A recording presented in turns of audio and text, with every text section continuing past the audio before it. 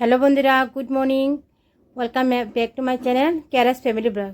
সবাই কেমন আছো? আশা করি সবাই খুব খুব ভালো আছে। আমরাও ভালো আছি বন্ধুরা। তো আজকে যে বলেছিলাম যে রথযাত্রার আগে আমি সমস্ত কাজ শেষ করব, শেষ করে তোমাদের সঙ্গে কথা বলবো বা ঘরের পর্দা টর্দা ধুয়ে দিব। বন্ধুরা, সকালবেলা সব করে নিচ্ছি, বাইরে বৃষ্টি হচ্ছে, একটু একটু রোদ্র হচ্ছে। তা আমি সকালবেলা ভেবেছি চা ব্রেড খেয়ে তোমাদের সঙ্গে সমস্ত কাজ দেখাবো, কিন্তু আমার আর হলো না ভাগ্য। যেহেতু বুঝতে পেরেছি, আমি বলেছিলাম না আমাদের করে ইনভার্টার নষ্ট হয়েছে, এটার জন্য আমি তোমাদের সঙ্গে ক্ষমা চেয়ে নিচ্ছি। আমি দিনের ব্লগগুলো কিচ্ছু করতে পারি না। তো সন্ধ্যার থেকে আমি সমস্ত কাজ শেষ করে সারাদিনের অন্ধকারের মধ্যে যতটুকু পেরেছি, যখন পাওয়ার আসছে তখন করছি। আর সন্ধ্যার সময় নিয়ে গেছে। তো সন্ধ্যার সময় আমি কি করলাম, সকালবেলা যে পর্দাগুলো ধুয়ে দিয়েছিলাম এগুলা শুকিয়ে গেছে ফ্যানের বাতাসে। আর বাইরে বৃষ্টি হচ্ছে, একটু একটু রোদ হচ্ছে। এখন তো এরকমই সিজন হবে, যেহেতু আষাঢ় মাস। তো আমি এদিকে কী করলাম, বরকে বললাম তুমি পর্দাগুলো লাগাও, আর আমি এদিকে একটু গোদরেজটা গুছিয়ে নিই। অনেকদিন হয়েছে গুছানো হয় না। বলছে ঠিক আছে করো। আর ছেলে তো আপন মনে, ওর তো টিউশন নেই, আপন মনেও খেলছে। তা আমি এদিকে মেয়েদিকে আর্ট করছে আর দেখাচ্ছে ওকে, তো ও একটু একটু হাসছে। তো এই জন্য ও এরকমই করে। তা আমি এই সুযোগে বলছি, ও যখন ছেলে যখন ব্যস্ত আর মেয়ে যখন এদিকে ঘরে কোনো ঝগড়াঝাটি কোনো সৃষ্টি হবে না, ভাই বোনের যে একটা মারপিট এইটা তো কম থাকবে। তা আমি এই ফাঁকে মাথা ঠান্ডা করে কাজটা করতে পারবো। তাই আমি গোদরেজটা কী অবস্থা দেখলেই তোমরা। আর আমি যখন অসুস্থ ছিলাম এটা আর এই ধরা হয়নি, তখন ধরা হয়েছে আস্তে আস্তে। সব বলছি না, আস্তে আস্তে আমি ঘরটাকে আবার জায়গার মতো জায়গায় আবার ফিরে আনছি। একটু সময় লাগছে, ঠিক আস্তে আস্তে করছি, কিন্তু বসছি না। প্রত্যেকদিন একটু একটু করছি। হয়তো তোমাদের সঙ্গে সব কিছু শেয়ার করে উঠতে পারছি না। আর যখন শেয়ার করতে চাই তখন তো ব্লগের জন্য একটা অন্যরকম অন্যভাবে ভিডিও করতে হবে। তো আমি হয়তো ওই সময়টা আমি দিতে পারছি না। এই জন্য যতটুকু পারছি, কোনো সময় ভিডিও অন করছি, মোবাইল অন করছি, কোনো সময় করছি না। তো এরকম করে করে কাজ সমস্ত শেষ করে গোদরেজটা গুছিয়ে নিয়েছি। যে তোমাদেরকে বলেছিলাম না যে রথযাত্রার আগে যতটুকু বাড়ি ঘর গুছিয়ে নেবো, পরিষ্কার করে নেবো, ধুয়ে নেবো। ঘর তো ঝাড়া মোছা আগেই করে নিয়েছি টুকটাক, যতটুকু পারছি আর কি। যেটা পারছি না এটা ওর বাবাকে বলছি তুমি একটু টেনে দাও, যেমন ভারী সুপার টুপা এগুলো। আর যেগুলো করেছে আমি পারছি এগুলো আমি নিজেই করে নিয়েছি। তোমরা তো দেখলেই আমার আগের ব্লগে। তাই এখন এই যে আমি সমস্ত কাজ কিন্তু করছি, আপন মনে চিন্তা নেই। আর যখন বর আসবে তখন বলে দিয়েছি, বাবু যখন আসবে এইদিকে তুমি একটু খেয়াল রাখবে, যেহেতু এখানে অনেক কিছু আছে, দেখতে পেরেছো তোমরা। আর এগুলো জানো অনেক লুকে লুকে আমার করে একটা জিনিস এক জায়গায় না, লুকে লুকে রাখি। জানি না কেন আমার ছেলে যে এগুলো এত ধরতে ভালো পায়, আর এগুলো যে ধরে যে ওর কী যে হয় আমি কিচ্ছু বুঝি না। তো ওই যে আমি এগুলো গুছিয়ে নিলাম এদিকে। আর এটা আমার মেয়েরই গোদরেজ, বেশিরভাগ ওর ড্রেস থাকে, কিছু আমারও জায়গা করে নিয়েছি এখানের মধ্যে, আমারও আছে ওরও আছে। তো আমার বেশিরভাগ কুর্তি চুড়িদার এগুলো এইটার ভিতরে। আর ওই গেলে যে নাচের ড্রেসগুলো ছিল ওই যে শোকেসটার মধ্যে, এটা নিয়ে আমি এখানে ওর গোদরেজে এক সাইডে রেখে দিয়েছে। বলছি এটা তো আর লাগছে না এখন। তারপর জানো আমি কী করেছি, সন্ধ্যার সময় চলে গেলাম ঠাকুর ঘরে। আমার ঠাকুর ঘরে কী অবস্থা দেখতে পাচ্ছ, সব কাপড় চুপড় মানে ঠাকুরের যত জিনিস সব এদিকে মানে চিত্রানো, সব একটা জায়গার জিনিস জায়গায় না। যখন আমি ঠাকুর ঘরে ঢুকে কিছু পাই না, একটু সময় লাগে তখন। আর সব কিছু গুছিয়ে রাখলে জায়গার জিনিস জায়গায় থাকলে তুমি দেখবে সব পাবে, কিন্তু আমার এটা ছিল না জায়গায়। তো আমি বলছি না, একটু সময় করে আমার ঢুকতে হবে। তো বরকে বলছি দেখো এখন তো টেনশন এমন হয়, কালকে মনডে থেকে তোদের স্কুল বন্ধ, আর আজকে হলো স্যাটারডে, আর পরের দিন রোজ সানডে, আমারও সুবিধা হবে করতে। বলছে ঠিক আছে করো। বন্ধুরা, তোমাদের সঙ্গে একটু ক্ষমা চেয়ে নিচ্ছি। আমার ব্লগগুলো হয়তো তোমাদের কাছে অনেক দেরিতে পৌঁছাবে, যতদিন না আমার ইনভার্টার ঠিক হচ্ছে। তো তোমরা এই জন্য যে আমার উপরে রাগ করো না, আর আমার ব্লগে দিতে দেরি হচ্ছে তোমরা খারাপ পাবে না।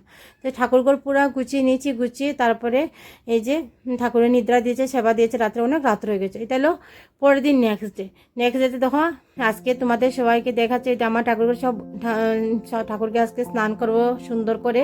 তো এই জন্য যতটুকু পারছি তোমাদের সঙ্গে শেয়ার করছি বন্ধুরা।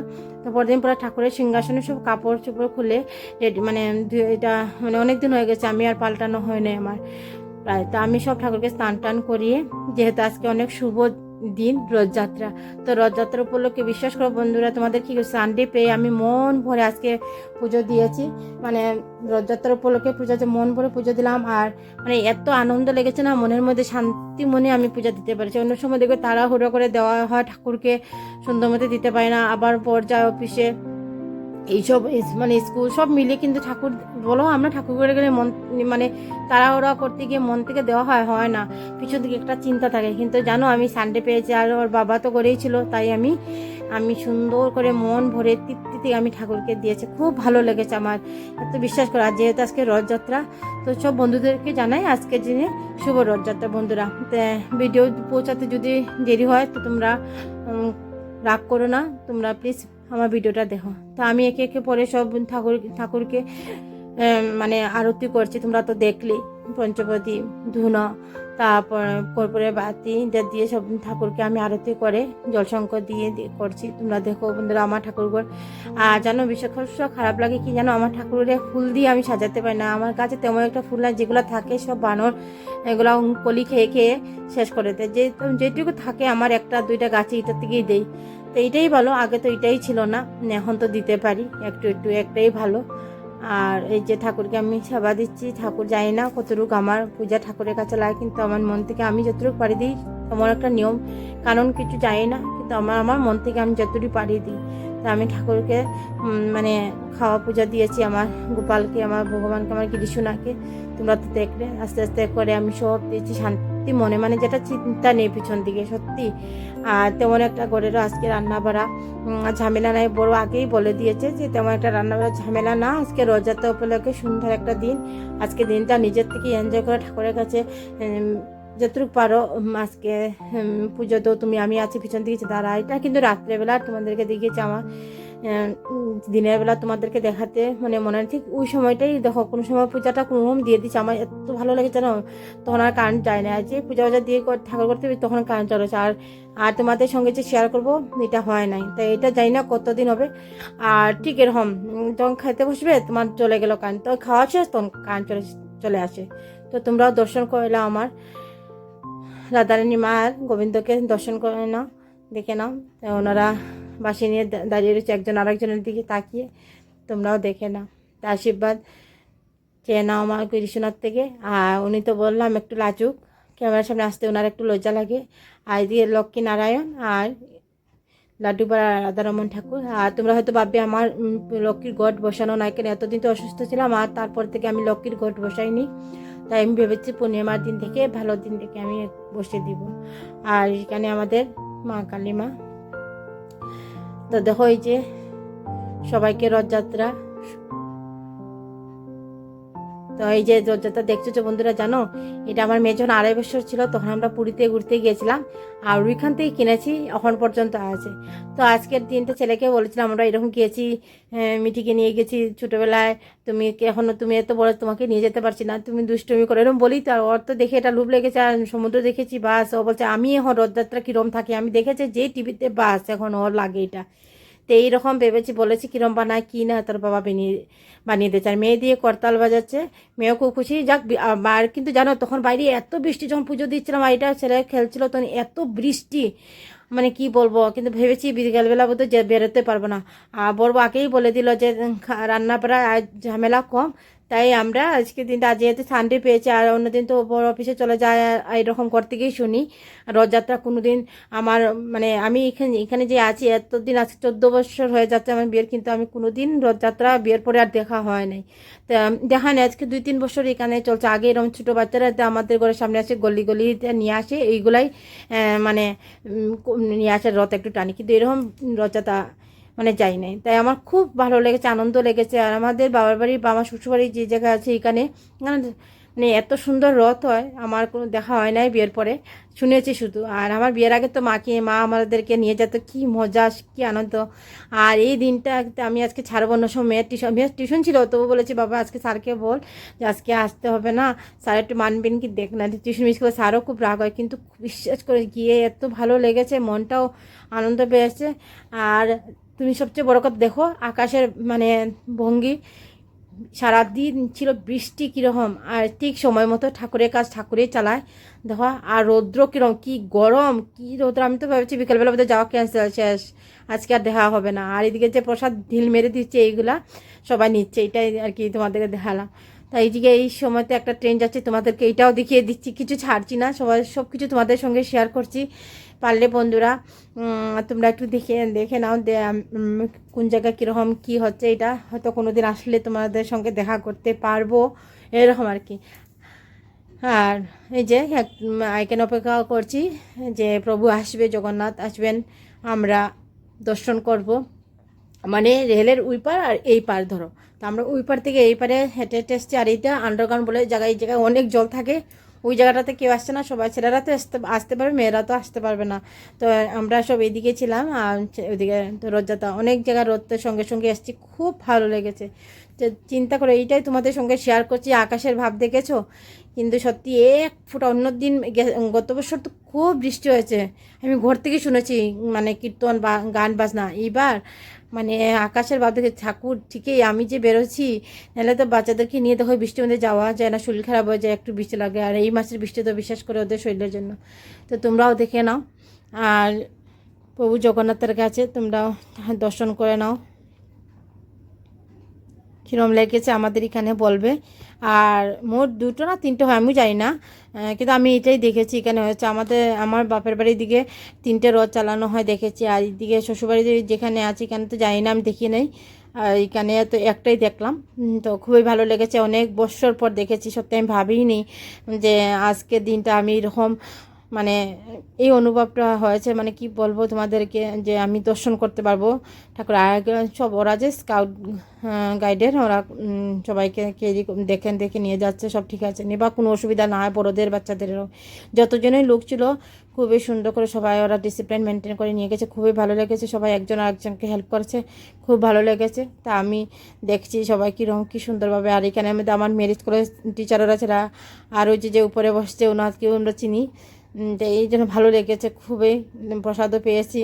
আর আমার ছেলে তো কী সুন্দর বলছে, মা কী সুন্দর দিচ্ছে, আর সবাই ক্যাচ ক্যাচ নিচ্ছি, ভালো লেগেছে, খুব ভালো লেগেছে। তো তোমরাও দেখো যে আমাদের এখানে কীভাবে হয়। হয়তো তোমাদের এখানে আর একটু ভালো হয়, কিন্তু না গো, আমাদের এখানেও খুব সুন্দর হয়েছে। এইটাই ভালো লাগে, বছরে একবার আমরা এরকম যদি ঠাকুরের দর্শন, সত্যি ঠাকুর আমাদেরকে দেখার জন্য, আশীর্বাদ দেওয়ার জন্য আসেন। আমরা ঠাকুরের কাছে যাই, ঠাকুরও কিন্তু আমাদের সঙ্গে ভক্তদের সঙ্গে দেখা করতে উনি আসেন। এটাই সবচেয়ে বড় কথা, পাওনা আমাদের জন্য। তো এইটাই বলছি, তোমাদের সঙ্গে কথা বলতে বলতে বিশ্বাস করে আমার চোখে চলে আসছে যে সত্যি। আর যখন পুরীতে গিয়েছিলাম না, ওইখানে মানে ওই স্মৃতিগুলো মানে মনের মধ্যে চলে আসছিলো। তো যাই হোক বন্ধুরা, আশা করি আজকের ব্লগটা তোমাদের ভালো লাগবে। আর যদি ভালো লাগে তো একটা লাইক, একটা কমেন্ট করে দিও, সাবস্ক্রাইবও করে দিও। আর যারা যারা সাবস্ক্রাইব করে দিয়েছো, আপনাদের সবাইকে অসংখ্য অসংখ্য ধন্যবাদ। তো দেখো প্রভু জগন্নাথ, সুভদ্রা, বলরাম কি সুন্দর সিংহাসনে বসে রয়েছে। আর সবাই ভালোই ফুর্তি করেছি, খুব আনন্দ করলাম। ছেলে আর মেয়ে ছেলে তো খুব খুশি। তো ওর জন্য তো ফার্স্ট টাইম, সত্যি কথা বললে, ওর জন্য ঘরের সামনে যে ছোটো ছোটো বাচ্চারা খেলে না, এরকমই। আর আমার ছেলেকে তো তেমন একটা রোদ বানিয়েছে না, ও তো বুঝতে পারছে না। আর ছোটো ছোটো বাচ্চাদেরকে দেখে ও বলছে, বাবা এরকম দেও আমাকে, এরকম দিতে। বলছে ঠিক আছে নেক্সটে দিব, তুমি যদি এরকম চালিয়ে চলে যাও তবে দিব। বলছে ঠিক আছে। তো এটা ওর জন্য তো এটা ফার্স্ট টাইম দেখে, ও খুব খুশি, কি বলবো তোমাদেরকে। আর যাক, এখান থেকে আমরা রথযাত্রা দেখে তারপরে বিশ্বাস করো রথযাত্রার দিনই আমি বিশেষ করে আমি একটা বড় সারপ্রাইজ পেয়ে গেলাম। এটা আমি ভাবতেই পারি না, বড় আমাকে এত বড় সারপ্রাইজ দিয়ে দিবে, আমি আজকে ভাবতেই পারি না। সত্যি আমার জন্য খুব একটা, সব দিক দিয়েই আমার আজকে ভালো দিন। তো দেখো আমরা কোথায় এসেছি নিশ্চয়ই বুঝতে পেরেছো। তো এখান দিয়ে বর বলছে একটা দেখার জন্য, কোনটা নিব এটাও বলছে। আমি বলছি কিছু না, যেটা তুমি দিবে এটাই নিব, আমার তেমন একটা চাহিদা নাই, এটার ব্যাপারে তুমিও তোমার মেয়ে ভালো বুঝো, এটা বলছি। আমি একটু পরপর চেয়ারে বসে থেকে এখানে এতক্ষণ হেঁটেছি, তো আমার তো জানো তোমরা বেশ একটু হাঁটলে প্রবলেম। তো বাবা বলে আসো না, দেখো আমি তারাও দেখবো এখন না, ঘরে গেলে তো তোমাদেরকেও পরে শেয়ার করবো। আর এদিকে চলে আসলাম, ছেলে বলছে মা বাজারে এসেছি, আইসক্রিম খাবো না, এটা তো হতে পারে না। তো ও চয়েস করতে পারছে না, তো ওর বাবা বলছে তাড়াতাড়ি করো, এরকম খোলা রাখবে না, একটা পরে একটা নিচ্ছে, কোনটা নিবে দিস খুঁজে পাচ্ছে না। তাই বলছে ঠিক আছে মা একটা চয়েস করে দিই। বলছে কোনটা নিব, বলছে আমি ঠিক আছে যাও, তোমার চয়েস থেকে আমার চয়েস ভালো। তো বলছে ঠিক আছে মা তুমি দাও। তা আমি দিয়েছি। আর বিশেষ করে বন্ধুরা ভেবেছি তোমাদের সঙ্গে শেয়ার করবো করে কী কী নিয়েছি। আর ঘরে আসার পরে ওই যখনই ঘরে ঢুকলাম জানো চারিদিকটা অন্ধকার করে ভিতরে আমি কিছু খুঁজে পাচ্ছি না। মা তারপরে মোবাইলে টর্চ জ্বালিয়ে তারপর দেখলাম এখানে এইটা আছে ওইখানে, তারপরে ক্যান্ডেল জ্বালিয়ে ওরা আইসক্রিম এনজয় করেছে, যাই ক্যান্ডেল আইসক্রিম এনজয় করলো। আর তোমাদেরকে শেয়ার করতে পারলাম না। তো একটা মটকা নিয়েছে কুল আইসক্রিম, আর এদিকে তোমার এগুলো বাটি আজকে স্ট্রবেরি।